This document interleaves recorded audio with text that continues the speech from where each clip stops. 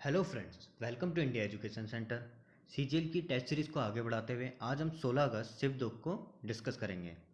इस शिफ्ट को hard shift में काउंट किया जा रहा है, पर वीडियो को पूरा देखने के बाद शायद ही आपको ये शिफ्ट हार्ड लगे। इससे पहले हम सारी शिफ्ट डिस्कस कर चुके हैं। अगर आपने नहीं देखी है तो आप प्लेलिस्ट में जाके देख सकते हैं और पीडीएफ के लिए आप हमारा टेलीग्राम ग्रुप ज्वाइन कर सकते हैं, लिंक डिस्क्रिप्शन में मिल जाएगा। तो चलिए स्टार्ट करते हैं। आपका पहला सवाल है, प्रथम 8 संख्याओं का औसत और प्रथम 10 प्राकृतिक संख्याओं के औसत का अनुपात आपको फाइंड करना है। तो सम प्राकृतिक संख्याओं का औसत क्या होता है n+1, तो 10+1 यानी 11, ठीक है। और 8 अभाज्य संख्याओं का औसत है तो नीचे क्या होगा 8 रेशियो। तो मीन्स इस तरफ यानी सम अभाज्य संख्याओं की तरफ 10 तो आ ही नहीं सकता किसी भी केस में, क्योंकि यहाँ तो 11 गुणा 8 हो सकता है 88, यहाँ तो 88 होगा, यहाँ 8 का मल्टीपल होगा कुछ, तो 10 तो आ नहीं सकता, तो ये ऑप्शन आपका हो नहीं सकता, ये ऑप्शन हो नहीं सकता। और 7 भी किसी केस में नहीं आ सकता क्योंकि 11 यहाँ 8 का ही पेयर बनेगा, तो ये भी ऑप्शन नहीं सकता। तो आपका एक ही ऑप्शन था 7 और 8। बाकी इजी आप बेसिक से करना चाहें तो प्रथम 8 अभाज्य संख्या आप लिख के काउंट करके कर सकते हैं, बाकी इजीली ऐसे सॉल्व हो जाएगा। नेक्स्ट देखते हैं। एक वृत्त पर बाह्य बिंदु ए से दो स्पर्श रेखाएं ए बी और ए सी खींची गई है, जो क्रमशः बिंदु बी और सी पर वृत्त को स्पर्श करती है। यदि ए बी और ए सी पर बिंदु पी और क्यू क्रमशः इस प्रकार है कि पी क्यू वृत्त को बिंदु आर पर स्पर्श करता है, तो ए बी बराबर 11, ए पी बराबर 7, तो ए क्यू बराबर 9, तो पी क्यू की वैल्यू आपसे फाइंड आउट करनी है। तो बना लेते हैं, ये आपका कोई सर्किल बना देते हैं हम। ये आपका एक सर्किल हो गया, ठीक है। अब इसमें दो स्पर्श रेखाएं खींची गई है, ये रही ए बी और ए सी, ठीक है। अब ये कह रहा है बी और सी को पर वृत्त को स्पर्श करती है, और ए बी और ए सी पर पी और क्यू इस प्रकार है कि पी क्यू वृत्त को आर पर कर रहा है। तो ये रहा आपका पी क्यू, ये पी क्यू हो गया, ये वृत्त को आर पर स्पर्श कर रहे हैं। ए बी आपको पूरा कितना दे रखा है 11, ठीक है। ए पी दे रखा है 7, तो ये कितना हो जाएगा 4, तो ये भी कितना हो जाएगा पी आर, ये भी 4 हो जाएगा, ठीक है। और ए पी बराबर 7, और सॉरी ए क्यू बराबर 9, ये अगर आपको 9 दे रखा है तो ए सी बराबर ए बी होता है। ए सी बराबर आपका ए बी होगा, तो ए बी कितना 11, तो ए सी भी कितना हो गया 11। इसका मतलब सी क्यू कितना रहा होगा आपका 2, और सी क्यू 2 है तो आर क्यू भी 2, आर क्यू भी 2 हो गया। तो पी क्यू कितना हो गया 4+2, कितना हो गया 6, ठीक है। नेक्स्ट देखते हैं। ये कह रहा है ए और बी किसी कार्य को क्रम से 15 दिन और 10 दिन में पूरा कर सकते हैं। वे एक साथ कार्य शुरू करते हैं, लेकिन 4 दिन के बाद बी कार्य छोड़ देता है और फिर ए कामगार सी के साथ कार्य करने लगता है और शेष कार्य को 3 दिन में पूरा कर लेता है। यदि सी अकेले कार्य करे तो वह उसी कार्य के 40% भाग को कितने दिनों में पूरा कर लेगा। तो ठीक है, फाइंड आउट। तो यहाँ पे हम लिख लेते हैं, ये हो गया आपका ए, ये हो गया बी। ए कितने दिन में कर लेता है 15 दिन में, और बी कितने दिन में कर लेता है आपका 10 दिन में। एलिगेशन लगा दें तो 10 या 30, 15 दूना 30, ठीक है। यानी इनकी एफिशिएंसी कितनी हो जाएगी, सॉरी 15 दूना 30 और 10 या 30 होगी ना, उल्टा लिख दिया। ये हो गया 15 दूना 30 और 10 या 30, ठीक है। तो इनकी एफिशिएंसी का रेशियो क्या हो गया 2:3। तो 2:3 यानी टोटल एफिशिएंसी कितनी होगी 5, और 5 की एफिशिएंसी से इन्होंने कितने दिन तक काम किया है 4 दिन तक, मतलब इन्होंने कितना काम कर लिया 20 काम। तो कितना काम बच गया आपका 10 काम बच गया। तो 10 काम को ए और सी ने कराया, आप ए और सी ने कितने दिनों में कर लिया 10 काम को, तो 10/3 ये इनकी एफिशिएंसी होगी क्योंकि 3 दिन में कर लिया। और ए प्लस सी की एफिशिएंसी है, तो ए की एफिशिएंसी आपको पता है कितनी है 2, तो सी की एफिशिएंसी कितनी हो गई इतनी 10/3 -2 हो जाएगा। तो सी की एफिशिएंसी यहाँ से कितनी आ जाएगी 10/3 -2 करोगे तो 4/3 आ जाएगा। अब 4/3 की एफिशिएंसी से 40% काम करना है, टोटल काम कितना था 30, तो इसको 4/3 की एफिशिएंसी करना है और 40% निकालना है, तो 40/100 कर लोगे। 00 से 00 कैंसिल, 4 से 4 कैंसिल, और 3 ऊपर जाएगा तो 9 हो जाएगा आंसर। इजी है। नेक्स्ट देखते हैं। आपका नेक्स्ट क्वेश्चन है, ए बी एक वृत्त का व्यास है, बिंदु सी और डी व्यास ए बी के विपरीत पक्षों पर इस प्रकार स्थित है कि एंगल ए सी डी बराबर 25 डिग्री। ई लघुचाप बी डी पर स्थित है। तो एंगल बी डी की वैल्यू पूछिए। चलो बनाते हैं। ये आपका कोई सर्किल है, ठीक है, और इसका ये व्यास है आपका ए बी, ये कह रहा है। और सी और डी व्यास ए बी के विपरीत पक्षों पे हैं, तो मान लीजिए यहाँ पे सी है और यहाँ पे आपका डी पॉइंट होगा, ठीक है। अब ये कह रहा है ए सी डी बराबर 25 डिग्री। ये एंगल ए सी और डी कितना दे रखा है आपको? 25 दे रखा है, ठीक है। और ई लघुचाप बी डी, मतलब ये आपका बी डी हो गया, तो इसका लघुचाप ये हो गया। तो इस पे कौन सा पॉइंट है आपका? ई पॉइंट है। तो एंगल बी ई डी की वैल्यू आपसे पूछिए, तो आपसे ये वाला एंगल पूछा है, ठीक है, फाइंड आउट कर लेंगे। चलो देखते हैं। तो अगर ये एंगल आपका 25 डिग्री है तो ये एंगल भी कितना होगा आपका? 25 डिग्री होगा, यानी जीवा बी डी से परिधि पर बना कोण बराबर होगा। तो ये एंगल भी 25 डिग्री हो गया। और आपको पता है ये एंगल कितना होगा? 90 डिग्री, ठीक है। ये एंगल 90 डिग्री और ये 90 डिग्री, ये 25 डिग्री, तो ये एंगल कितना हो जाएगा? 180 माइनस 90 प्लस 25, यही होगा। और एंगल ए, ये वाला एंगल और ये वाला एंगल कितने होंगे? दोनों का एडिशन 180 डिग्री होगा। क्यों? चक्रीय चतुर्भुज के आमने सामने के कोणों का योग 180 होता है। तो angle A plus angle A 180 degree होगा। तो एंगल ए कितना रहा होगा? प्लस 90 प्लस 25 डिग्री, यही रहा होगा ना। इस एंगल को इस एंगल को जोड़ेंगे तो 180 आ जाएगा। तो 90 प्लस 25 कितना हो गया आपका? 115 डिग्री। तो आंसर क्या हो गया? 115 डिग्री। नेक्स्ट देखते हैं। राधा 10,000 रुपये में कंप्यूटर टेबल और 5,000 रुपये में सेंटर टेबल खरीदती है। वह कंप्यूटर टेबल को 8% के लाभ पर बेचती है और पूरे लेन देन में 10% लाभ प्राप्त करने के लिए उसे सेंटर टेबल को कितने प्रतिशत लाभ पर बेचना चाहिए? इजी है। अगर उसको 10% प्रॉफिट चाहिए तो टोटल कितना है आपका? 15,000। तो 15,000 का 10% कितना चाहिए उसको प्रॉफिट? एक्चुअली में 1,500 प्रॉफिट चाहिए, पर 1,500 प्रॉफिट में से वो 8% ऑलरेडी प्रॉफिट काउंट कर चुकी है। किस पे? 10,000 पे। तो 10,000 का 8% कितना हो गया? 800। यानी अब उसको कितना और चाहिए? 700 प्रॉफिट चाहिए। और 700 प्रॉफिट किस पे चाहिए उसको? 5,000 पे। तो 5,000 पर 700 कितना परसेंट हो गया? गुणा कर लो। तो यह हो गया आपका, 0 से 0 काट लो, 14 × 5 = 70 होता है। तो 14% हो गया आपका आंसर, ठीक है। बाकी आप इस क्वेश्चन को एलिगेशन से भी कर सकते हैं, लेकिन बेसिक से इजीली हो जाएगा क्वेश्चन, तो कोई ज़रूरत नहीं पड़ेगी। आगे देखते हैं। यदि 9 अंकों वाली एक संख्या में 7p5964q28 88 से पूर्णतः विभाजित है तो q के अधिकतम मान के लिए p² - q का मान ज्ञात कीजिए, जहां p और q प्राकृतिक संख्याएं हैं, ठीक है। देख लेते हैं। अब यह 88 से विभाजित है, मतलब 8 × 11 से विभाजित होगी। तो 8 के लिए अपन लास्ट के 3 नंबर देख लेते हैं। तो q की मैक्सिमम वैल्यू कितनी रख लेते हैं अपन? एक बार 9 रख के देख लेते हैं। 928 हो जाता है, क्योंकि 8×80 = 88 और 8 × 48 तो 86 बार काउंट हो जाता है। तो मैं ये आपकी p की वैल्यू कितनी हो जाएगी? 9। अब 11 से विभाजित करने के लिए आप क्या कर लेते हैं? अल्टरनेट देख लेते हैं। तो अल्टरनेट देख लेते हैं। 7 × 5 = 12, 12 और 6 = 18 और क्यों है ये आपका 9, तो कितना हो गया? 27, 27 और 8 कितना हो गया आपका? 35 हो गया। तो ये तो आ गया आपका 35। और यहाँ से देख लेते हैं q + 9, 9 और 4 13, 13 और 2 15, तो ये कितना आ गया? ये 15 + q हो गया, ठीक है। अब 11 से विभाजित के लिए या तो ये पूरी संख्या 35 बन जाए या फिर 11 का मल्टीपल बन जाए, इनका डिफरेंस इन दोनों संख्याओं का। तो ठीक है, 11 का मल्टीपल बनाने के लिए आप क्या बना सकते हैं उसको? 35 - 15 करोगे तो 20 माइनस q, यानी q भी कितना होगा? 9 होगा। तो कितना आ जाएगा इनका डिफरेंस? 11 आ जाएगा, जो 11 का मल्टीपल होगा। तो यानी दोनों ही वैल्यू 9 9 आ गई। तो p का स्क्वायर करोगे 9 9 81 और q का माइनस करोगे तो कितना आ गया? 9 8 72। तो आंसर कितना हो गया आपका? 72। आगे देखते हैं।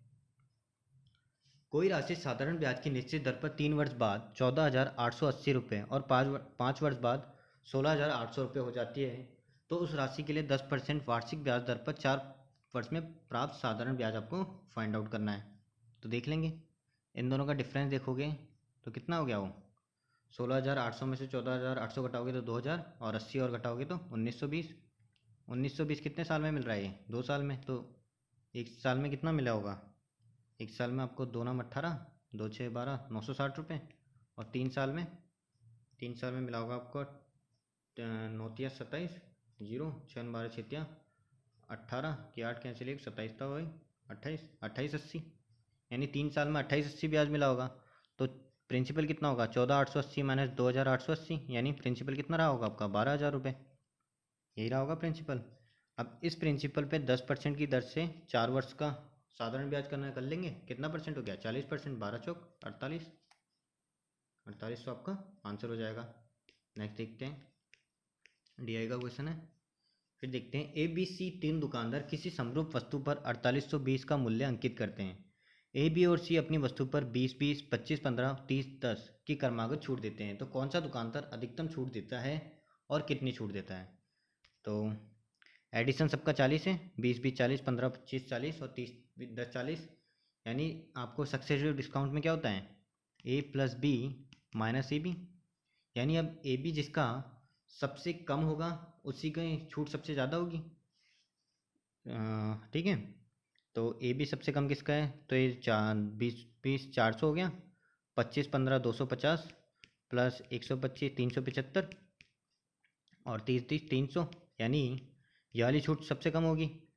ठीक है। और कितनी होगी? 40 माइनस 300/100। ठीक है। तो कितना हो गया आपका? 37% की छूट होगी। अब 37% की छूट देनी है आपको किस पे? 4820 पे। तो 4820 पर आप 37% की छूट दोगे तो दिख रहा है आपको लास्ट डिजिट 7 दूनी 14, 4 आएगी। एक ही ऑप्शन है सी। बाकी सॉल्व करोगे तो 1783.40 आ जाएगा। बाकी लास्ट डिजिट देख सकते हो आप, यहाँ पे 40 आएगी। तो एक ही ऑप्शन है आपका। नेक्स्ट चलते हैं। अगेन आपका बार ग्राफ है। अब ये कहता है, यदि किसी त्रिभुज का एक कोण 74 डिग्री है तो अन्य दो आंतरिक कोणों के समद्विभाजकों के बीच का कोण क्या होगा? तो 74 तो 90 प्लस a/2 हो जाता है, 90 प्लस a/2। तो कितना हो गया? 90 प्लस 37, तो कितना हो गया? 127। ऐसे बनेगा ये, इस टाइप से। तो ये एंगल अगर थीटा है तो ये एंगल कितना होता है? 90 प्लस θ/2। ठीक है। ये वाली प्रॉपर्टी लगी है यहाँ पे। नेक्स्ट चलते हैं।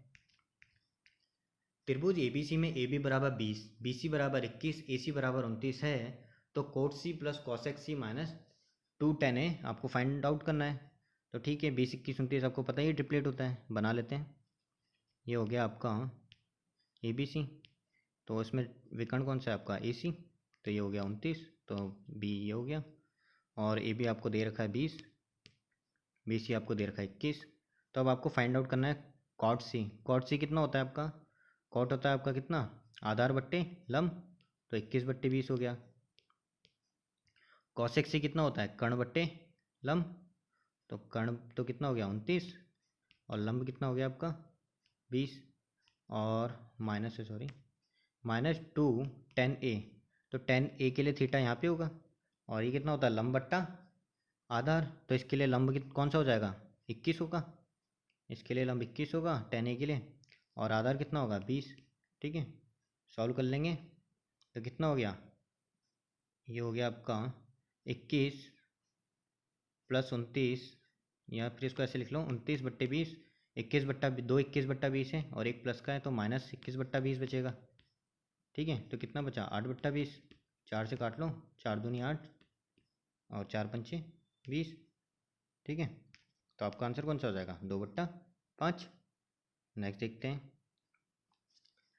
आपका। अब ये क्वाड्रेटिक का क्वेश्चन है। 4x⁴ minus 37x² plus 9 is equal to 0 और x इज ग्रेटर देन √3/2। तो 8x³ माइनस 27x³ की वैल्यू पूछा है। तो यानी हमको यहाँ से क्या चाहिए? 2x माइनस 3/x मिल जाए तो काम बन जाएगा। तो देखते हैं यहाँ से, अपन यहाँ से x² कॉमन ले लेते हैं। तो कितना बनेगा? तो 2x का होल स्क्वायर माइनस, नहीं प्लस आएगा, 3/x का होल स्क्वायर बराबर 37 बन जाएगा। ठीक है। यानी 2x 2x, एक सेकेंड, 2x माइनस 3/x कितना हो जाएगा आपका, अंडर रूट में हो जाएगा, अंडर रूट 37 माइनस 2ab, तो 2a कितना है आपका 2x और b कितना है 3/x, तो x से x कट जाएगा तो कितना हो जाएगा 37 माइनस 3 दूना 6 दूनी 12, 37 माइनस 12 करोगे तो कितना आ जाएगा 25 अंडर रूट में, तो बराबर 5, यानी 2x माइनस 3/x की वैल्यू कितनी होगी 5। तो यहाँ से 8x³ माइनस 27x³ की वैल्यू फाइंड आउट करनी है आपको, तो कितनी हो जाएगी, इसकी क्यूब 5 की क्यूब a³ माइनस 3ab, तो 3ab कितना है 2x इंटू 3/x और into a plus a minus B, into a minus B हो जाएगा, यहाँ पे प्लस आएगा ना, तो ये a माइनस बी कितना दे रखा आपको 5, ठीक है, तो कितना हो जाएगा 5 की क्यू कितना हो गया 125 और मल्टीप्लाई करोगे x से x कट जाएगा और 3 दूना 6 12, 3 दूना 6 6 12 से 18, 18 पंजे 90, 125 प्लस 90 कितना हो जाएगा आपका 215, ठीक है, इजी है। नेक्स्ट देखते हैं, ये कह रहा है if 2 sin 3x minus 15 is equal to 1, तो इसकी वैल्यू फाइंड आउट करनी है, तो यहाँ से अपन x की वैल्यू फाइंड आउट कर सकते हैं इजीली, तो sin 3x कितना हो जाएगा, जो आपका sin 3x है वो कितना हो जाएगा 1/2, ये 2 को यहाँ ले जाएंगे तो ये 1/2 हो जाएगा, तो यहाँ कितना आ गया आपका 1/2, तो 1/2 किसकी वैल्यू होती है 30 डिग्री की, sin 30 डिग्री की, तो 3x माइनस 15 कितना हो गया आपका 30 डिग्री, यहाँ से x कितना आ जाएगा 45, 45/3 15 डिग्री हो जाएगा x, तो आपका x कितना हो गया 15 डिग्री, तो यहाँ पे वैल्यू रख देंगे तो कितना हो जाएगा 15 दूना 30 और 45 डिग्री हो गया ये, तो और ये कितना हो गया 15 15 30 डिग्री हो गया, तो ठीक है, cos स्क्वायर 45 कितना हो जाएगा √2 का स्क्वायर यानी 2, 1/√2 का स्क्वायर है तो 1/2 हो गया, और कॉट स्क्वायर 30 की वैल्यू कितनी हो गई √3 का स्क्वायर तो +3, यानी 3 सही 1/2 यानी 7/2 हो जाएगा आपका आंसर, तो ये आपका आंसर हो गया 7/2। नेक्स्ट देख लेते हैं, ये कह रहा है चमनलाल अरशद और जगदीश सिंह, नाम तो बड़े खतरनाक रखे हैं इसने, चमनलाल अरशद और जगदीश सिंह ने कोई चुनाव लड़ा था, मतदान के सभी वोट वैध थे, अरशद की कुल वोटों की संख्या कितनी तरीके इसने 35%, चमनलाल को प्रत्येक 35 वोट में 14 वोट मिले हैं, तो विजेता को सबसे कम वोट मिलने वाले व्यक्ति से 4950 वोट अधिक मिले हैं, तो मतदान हुए सभी वोटों की संख्या ज्ञात कीजिए, तो ठीक है देख लेते हैं, इसको कितने मिले हैं आपको चमनलाल को, तो चमनलाल को आपको मिल गए 35% वोट, उसके बाद में नहीं चमनलाल को नहीं सॉरी ये किसको मिले अरशद को, तो आपके अरशद को तो मिल गया आपको 35% वोट, ठीक है, और जो आपका चमनलाल था, चमनलाल को आपको मिल गए 14/35 वोट, तो इसको कन्वर्ट कर लेंगे रेशियो में परसेंटेज में, तो 7 दूनी 14 7 पंजे 35 यानी गुणा 100 मतलब 40%, तो चमनलाल को आपको 40% वोट मिल गए, इसको 35% मिल ही रखे हैं, तो बच्चे कितने 25%, 40 35 75 तो 25%, तो इतना इनको वोट मिला है, तो कितने का डिफरेंस है 15% का डिफरेंस है, और 15% की वैल्यू कितनी दे रखी है, इसको सबसे कम मिला इसको ज़्यादा, और 15% की आपको वैल्यू दे रखी है 4950, ठीक है, तो आपसे 100% की वैल्यू पूछी है, तो 1% कितना हो जाएगा 15 30 45 15 30 45 330, तो 100% कितना हो जाएगा 33,000, ठीक है, इजी था। नेक्स्ट देखते हैं, DI का क्वेश्चन है, उसके अगला, एक रेलगाड़ी सुबह 8 बजे स्टेशन A से निकलती है और दोपहर 12 बजे स्टेशन B पर पहुंचती है, ठीक है, और एक कार सुबह 8:30 बजे स्टेशन B से निकलती है और स्टेशन A पर उसी समय पहुंचती है, जब रेलगाड़ी स्टेशन B तक पहुंचती है तो वे एक दूसरे को किस समय पर मिलेंगे, तो देख लेते हैं, जो ट्रेन है उसको जाने में कितना टाइम लग रहा है, 8 बजे निकली और 12 बजे, यानी ट्रेन को तो आपको 4 घंटे लग गए, और जो आपकी कार थी उसको कितने लग गए, वो 8:30 निकली तो उसको 3.5 घंटे लगे होंगे, यानी जो इनका टाइम का रेशियो है वो कितना है 5 × 40 5 से 8 रेशियो 7, तो इनका टाइम का रेशियो है, तो इनकी स्पीड का रेशियो क्या रहा होगा, 7:8 रहा होगा। इनका स्पीड का रेशियो होगा, क्योंकि टाइम का रेशियो और स्पीड का रेशियो इन्वर्स होता है। ठीक है, तो अब ये आधे घंटे पहले निकली है रेलगाड़ी, तो हम इसको जब इसका आधे घंटे में कितना तय करेगी, 3.5, तो इसको अपन रेशियो हटाने के लिए कितना मान लेते हैं, 14 और 16 मान लेते हैं, ताकि वो पॉइंट में नहीं आए वैल्यू। तो 14 और 16 मान लो, ताकि आधा करे तो 7 किलोमीटर है। तो 14 किलोमीटर प्रति घंटे की रफ्तार से रेलगाड़ी 4 घंटे में कितना चल लेगी, 48 किलोमीटर। यानी 48 किलोमीटर तो टोटल डिस्टेंस हो गई कहाँ से कहाँ तक की, ए से बी तक की। ठीक है, ए से बी तक की। और रेलगाड़ी आधे घंटे पहले निकली है, 8 बजे निकली और ये 8:30, तो रेलगाड़ी आधे घंटे पहले निकली है। तो आधे घंटे में रेलगाड़ी ने 14 की स्पीड से कितना तय कर लिया होगा, 7। तो कितना बचा आपके पास, अच्छा ये यहाँ पे 48 नहीं होगा ना, ये आपकी 14 चौक 56 होता है, तो 56 किलोमीटर हो जाएगा, 56 किलोमीटर। अब इसने 7 तो तय कर लिया, अब कितना बचा, 7 7 49 किलोमीटर बच गया आपका, 49 किलोमीटर बच गया यहाँ से यहाँ तक का। ये कितने बजे की बात है, 8:30 बजे की बात है। ठीक है, अब 49 किलोमीटर बच गया। अब ये 49 किलोमीटर को किस रेशियो में बांटेंगे, 7 और 8 के रेशियो में बांटेंगे। यानी 7 तो रेलगाड़ी चलेगी और 8 यहाँ से यहाँ तक कार चलेगी। ठीक है, तो 49 को 7 और 8 के रेशियो में बांट लो, तो कितना हो जाएगा, 49 बट्टे में 8 + 7 15, और रेलगाड़ी कितना चलेगी, 7। और इसकी स्पीड कितनी है, 14 किलोमीटर प्रति घंटा। तो 14 की स्पीड से इतने टाइम में रेलगाड़ी तय कर लेगी दूरी। ठीक है, तो ये रेलगाड़ी का टाइम हो जाएगा जब वो दोनों यहाँ पे मिलेंगे। तो काट लेते हैं इसको, कट जाएगा कितनी बार, तो ये कट जाएगा आपका, ये हो गया आपका 7 दूनी 14, यानी कितना बच गया है, 49 बट्टे 30 हो गया, यानी कितना बन गया, 1 सही 19/30।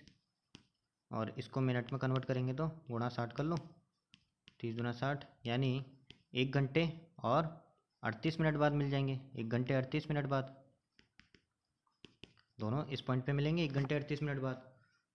लेकिन किस टाइम के बाद, 8:30 के बाद। तो 8:30 में 1 घंटा 38 मिनट जोड़ोगे तो 1.5 घंटा जोड़ते तो कितना बन जाता, 10, और 8 मिनट एक्स्ट्रा जोड़ोगे तो 10:08। ठीक है, इजीली हो गया। आगे देखते हैं, 3 से 5/6 प्लस 3 से 2/3 प्लस 15/4, ये मतलब आपका सिंप्लीफिकेशन का क्वेश्चन है। तो अपन देख लेते हैं इसको इजीली सॉल्व करके। तो इसको सॉल्व करोगे तो कितना आ जाएगा आपके पास, 55 25 और 4, 55 25 और 4 29, 29/5, और भाग में 14 28 29 बट्टा तो 29 से तो 29 कट गया, तो कितना बन जाएगा, 2/5। तो वैल्यू आ जाएगी 2/5, और गुणा में 15/4 है ही, तो कितना बचेगा, 5 या 15, 2 दूनी 4, यानी 3/2। तो यहाँ पे तो आपकी वैल्यू कितनी आ गई, 3/2। और पहले कितनी थी देखिए, पहले की देखिए 3 से 5/6 प्लस 3 से 2/3, और ये वाली वैल्यू, ये वाली कितनी है आपके पास, 3/2, तो 3/2 हो गई। तो हमको दिख रहा है इजीली कि 3 3 6 और ये 1.5 होगा, लगभग लगभग 7.5 से तो ज़्यादा आंसर होगा। तो आंसर ये तो हो नहीं सकता, ये भी नहीं हो सकता। और 5/6 इसीलिए 0.5 से तो ज़्यादा ही हुआ होगा, 5/6 0.5 से ज़्यादा है, तो ये 8 भी नहीं हो सकता, क्योंकि 0.5 पे ही 8 हो जाएगा। तो ये तो 5/6, तो एक ही ऑप्शन है आपके पास, 9 हो गया सॉल्व इजीली। बाकी आप इसको सॉल्व भी करना चाहे तो कर सकते हैं। ये 7.5 तो यहाँ तक हो गया, और 5/6 को ऐड कर लो, तो 7.5 तो ये हो गया, और 5/6 और 2/3 को ऐड करोगे तो कितना हो जाएगा, 5/6 प्लस 4/6, यानी 9/6, यानी 3/2, यानी 1.5, तो 1.5 ऐड करोगे तो 90। ठीक है, आगे देखते हैं नेक्स्ट क्वेश्चन। ये कह रहा है गेहूं का एक ढेर शंकु के रूप में है, जिसके आधार पर व्यास 8.4 मीटर है और उसकी ऊंचाई 1.75 मीटर है। तो इस ढेर ढेर को कैनवास से ढका जाना है, तो आवश्यक कैनवास का क्षेत्रफल आपसे पूछा है। यानी इसने शंकु का वक्र पृष्ठ का क्षेत्रफल पूछ लिया। ठीक है, तो क्षेत्रफल पूछा है और पाई की वैल्यू 22/7 लेनी है, तो जो आपका आंसर होगा 11 का मल्टीपल होगा। तो ये हो सकता है, ये भी हो सकता है, 6 और 6 12, ये नहीं होगा, और 5 और 1 6 11, ये भी नहीं होगा। ठीक है, तो या तो आंसर ए हो सकता है या आंसर बी हो सकता है। चलो सॉल्व करके देख लेते हैं। तो ये आपका हो गया शंकु। ठीक है, अब ये कह रहा है इसकी जो व्यास है वो कितना 8.4, तो इसकी रेडियस कितनी हो जाएगी 4.2, और इसकी ऊंचाई आपको दे रखी है 1.75। ठीक है, 1.75 इसकी ऊंचाई दे दी। तो एक बार इसको सॉल्व करके देख लेते हैं। 100 आपको क्या चाहिए, ये चाहिए विकर्ण चाहिए, तो 175 और ये कितना हो जाएगा 420। काटोगे तो कितने से कट गया, ये 5 से कट गया। 5 से काटोगे तो कितना बार कट गया, 5 या 15, तो ये कट गया 5 या 15 और 5 25 और 5 अट्ठे 40, 84 और वापस कट रहा है क्या किसी से, हाँ 7 से कर रहा है, 7 पंजे 35 और 12 सत्ते 84, मतलब ये 5 है ये 12 है, तो ये 13 रहा होगा। और अपन ने काटा किससे, 5 और 7 से काटा है, तो मतलब गुणा 35 भी रहा होगा और बट्टे में 100, क्योंकि ये भी तो यही है 12 गुणा 35 बट्टे में 100। इसी तरह ये 5 गुणा 35 बट्टे में 100, तो ये भी इतना रहा होगा आपका L। तो आपका कैनवास का क्षेत्रफल कितना होगा पाई आर एल, तो 22/7 इंटू आर कितनी दे रखी है आपको 4.2 इंटू एल कितना हो गया आपका 13.35 बट्टे में 100, यही हुआ। सॉल्व करके देखते हैं तो कितने काटोगे तो कितना बचेगा, 7 सिंह 42, 6/10 हो जाएगा। और काटोगे तो 2 तिया 6, 2 पंचे 10, 5 सत्ते 35। ठीक है, सॉल्व कर लेंगे आंसर आ जाएगा। बाकी आप यहाँ पे देख सकते हैं लास्ट डिजिट कितनी बनेगी, 3 दूना 6, 7 तिया 21 और 1 गुणा 6, तो लास्ट डिजिट आपकी 6 आएगी। तो ये ऑप्शन भी नहीं हो सकता, तो यही आंसर होगा आपका 60.06। ऐसी कैलकुलेशन को कम करने के लिए ऐसे ट्रिक्स तो लगाने पड़ेंगे, तभी आपका पेपर जल्दी हो पाएगा टाइम पे, अदरवाइज कैलकुलेशन लंबी बन जाएंगी। ठीक है, नेक्स्ट देखते हैं। Cot cube theta upon cos square theta plus tan cube theta upon sec square theta plus 2 sine theta cos theta के मान को फाइंड आउट करना है। तो यहाँ पे आप थीटा की कुछ भी वैल्यू रख सकते हैं, क्योंकि हमें ऑप्शन दिख रहे हैं सब अलग अलग डिग्री में। इसकी डिग्री 4 है, इसकी 2 है, इसकी 3 है और इसकी 2 है, पर इन दोनों की डिग्री सेम है लेकिन वैल्यू अलग अलग है। तो कुछ भी थीटा की वैल्यू रख दो, आप आंसर निकाल सकते हैं, क्योंकि कोई सा भी ऑप्शन सेम नहीं आएगा।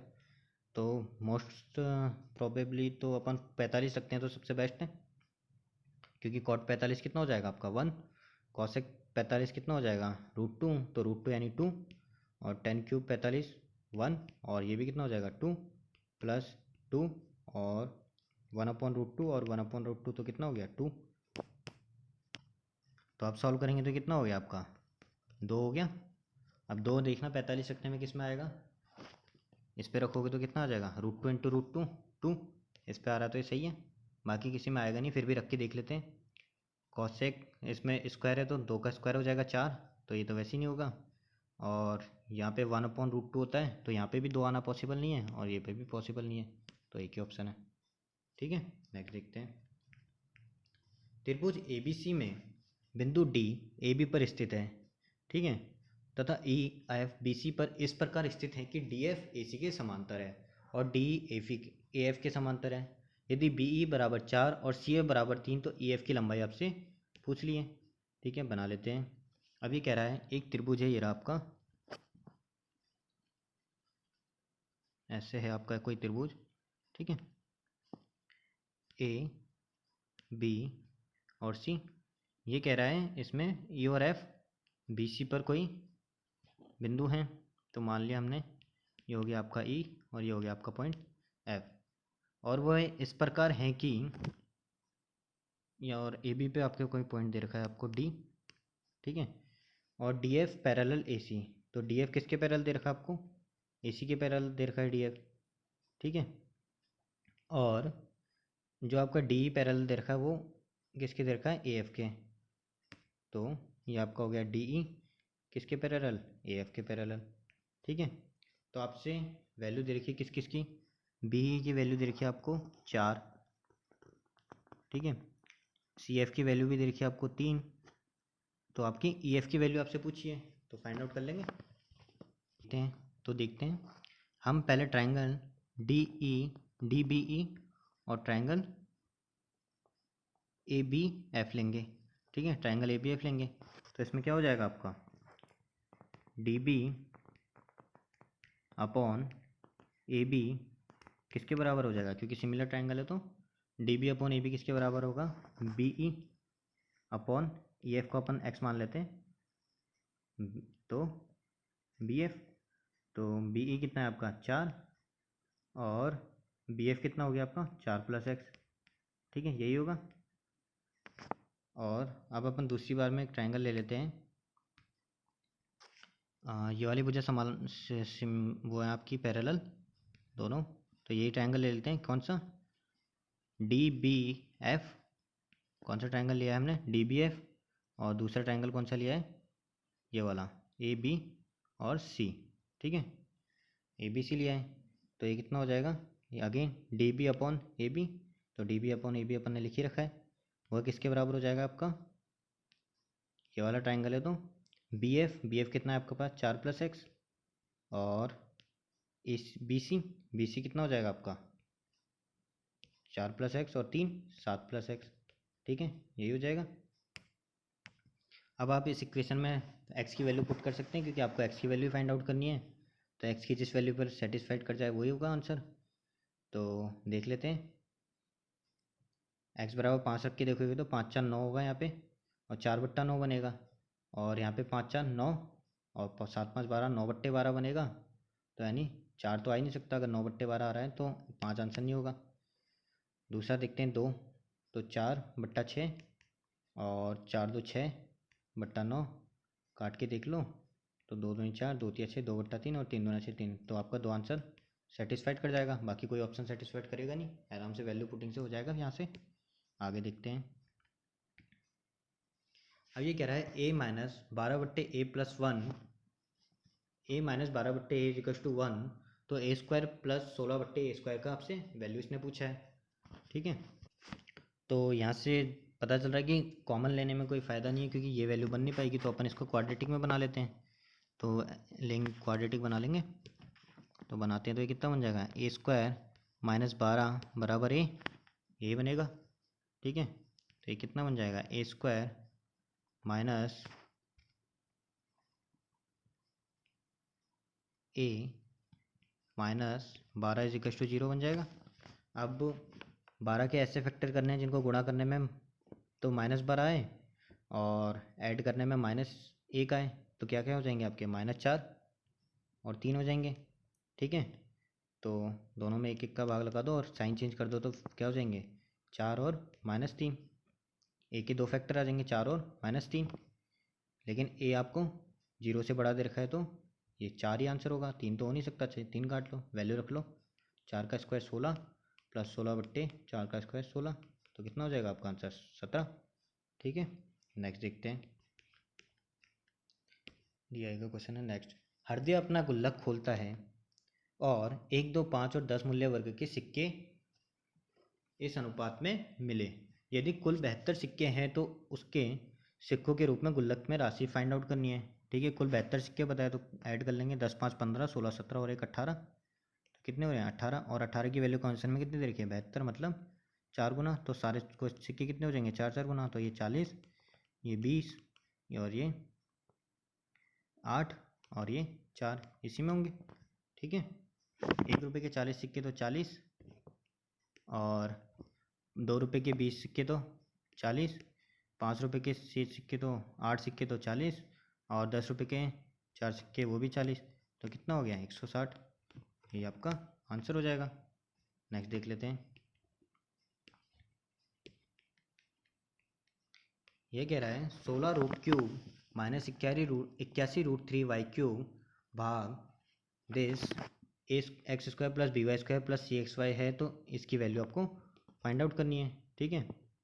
तो हम जानते हैं a³ प्लस b³ का फॉर्मूला क्या होता है, a plus b a² plus b² minus ab, यही फॉर्मूला होता है a³ प्लस b³ का, तो रख लेंगे यहाँ पे, ये क्या हो गया 2√2 की क्यूब, तो ये कितना बन जाएगा 2√2x प्लस 3√3y ब्रैकेट में 2√2x का स्क्वायर, तो कितना बन जाएगा 2√2x का स्क्वायर बनेगा, तो 2√2 का स्क्वायर हो गया आपका 2 दूनी 4 दूनी 8x ठीक है। और 3√3 वाई का स्क्वायर कितना हो गया, 3×9 9×9 27, 3×9 9×9 27 27 वाई, और माइनस ये इंटू ये, तो 2√2 इंटू 3√3, तो कितना हो गया है 6√6 वाई, 6√6 xy हो गया। ठीक है। और नीचे आपको ये वैल्यू सेम दे रखी है, तो इससे ये कट ही जाएगा आपका। तो 2√2x + 3√3y। ठीक है, इससे ये कट गया। कंपैरिजन कर लेंगे तो यहाँ से एक इसका कंपैरिजन इस वाली टर्म से कर लेंगे, तो कितना आएगा आपका, यहाँ से a तो कितना आ जाएगा आपका, a आ जाएगा 8, b आ जाएगा आपका 27, और c कितना आ जाएगा -6√6। ठीक है, वैल्यू रख लेंगे यहाँ पे, तो ये कितना हो जाएगा 16। यहाँ पे वैल्यू रखेंगे तो 2a तो कितना हो गया 16, -3b 3 × 27 करेंगे 81 और -2√6 × 6 करेंगे तो कितना हो गया 6 दूनी 12 और 12×6 72, तो प्लस का 72 काट लोगे, 9 × 8 72 होता है, 9 में कैसे, तो 9 बचेगा, 9 और 6 माइनस का 9 बचेगा, तो 16 - 9 करोगे तो 7, तो आपका आंसर क्या हो जाएगा 7। तो यहाँ पे हमारी शिफ्ट ख़त्म होती है, तो मिलेंगे नेक्स्ट शिफ्ट के साथ। जब तक के लिए थैंक यू। और वीडियो पसंद आई हो तो लाइक शेयर और सब्सक्राइब करना ना भूलें।